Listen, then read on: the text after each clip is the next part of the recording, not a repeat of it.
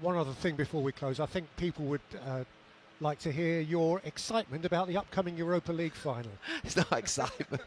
Ah, I mean, what a game! Yeah. What a game that is! Between 16th and 17th in the Premier League. I mean, it's from watching it today. Oh. Look, what an opportunity! What a game! A game with such jeopardy, such consequence for the winners and for the losers. A magnificent night awaits for the winner, and a horrible night awaits for the loser. And to be fair, I said it earlier on in the week, and I don't know if any other United fans are feeling the same. You know, there is an excitement about a final, but there's also that sickly feeling of it's got to go right, and that's always been the same in football. You know what's at stake, but it feels more at stake just because of the fact it's an English team. You know, in 2008, I wasn't in the squad, in the matchday squad, but I travelled with the squad to Moscow when we beat Chelsea. And it was a game where you just thought, if Chelsea had beaten us that night, how bad would it have been? How sort of, you know, just losing against Chelsea, one of the competitors in your own league. And then, you know, the United lads, Tottenham lads will travel there in 10 days' time and to Bilbao with excitement, wanting to win, knowing they can get Champions League football at the end of what's been a horrible season for both of them in the Premier League, and grab some sort of type of victory from defeat. And that's how it would be for, I think, Ange Postecoglou and for Ruben Amorim. Ruben Amorim's quotes the day after the game, I think, were quite stark about, you know, the fact that, you know, every single weekend they seem to just let those United fans down. They've just switched off completely when it comes to the Premier League, and Tottenham have as well. And it's all eyes towards that final, so much at stake. Half anxious, half excited, half nervous, And you've half worried to just death. talked about that Moscow final, yeah. That Moscow final that went to penalties, and John Terry's famous. No. I mean, a penalty shootout in Bilbao. I mean, it No, doesn't bear thinking about for either side, does it? No, it doesn't, Peter. I'm sorry. I'll let you drift away No, on that just thought. it doesn't. No. Look, it's 10 days away.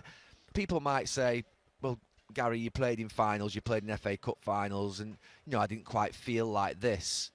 But I do remember the couple of years where I missed a game or two, and I missed a couple of finals, and I felt, you know, back then, that sickly feeling of the penalties in Moscow, and that horrible feeling of thinking, you know, in Barcelona when we lost that final, in Rome when we lost that final to Barcelona, that sickly feeling of being sort of there and watching, knowing the fans, 15, 20,000, 30,000 of them had travelled.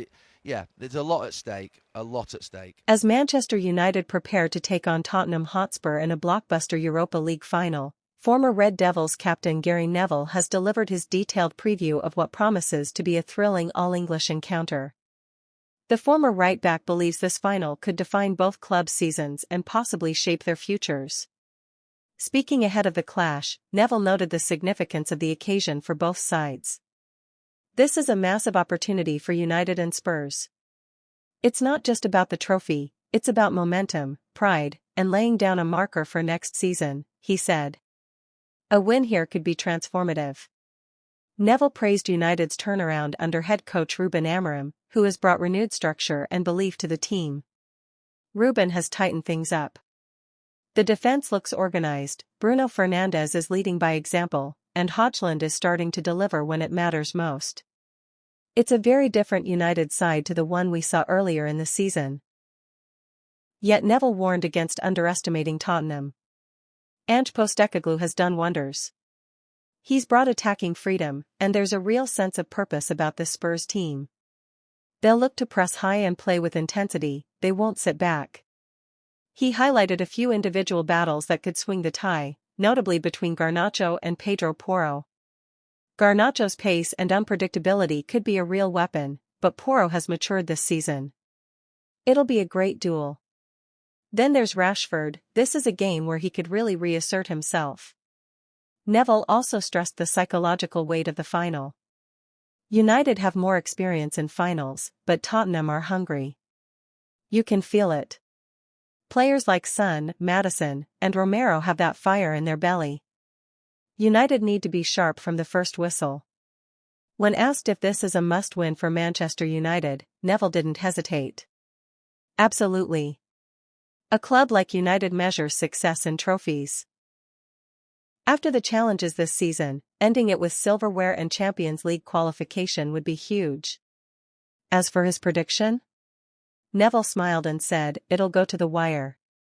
But if United can stay disciplined and take their chances, I think they'll do it, 2-1, with Garnacho getting the winner.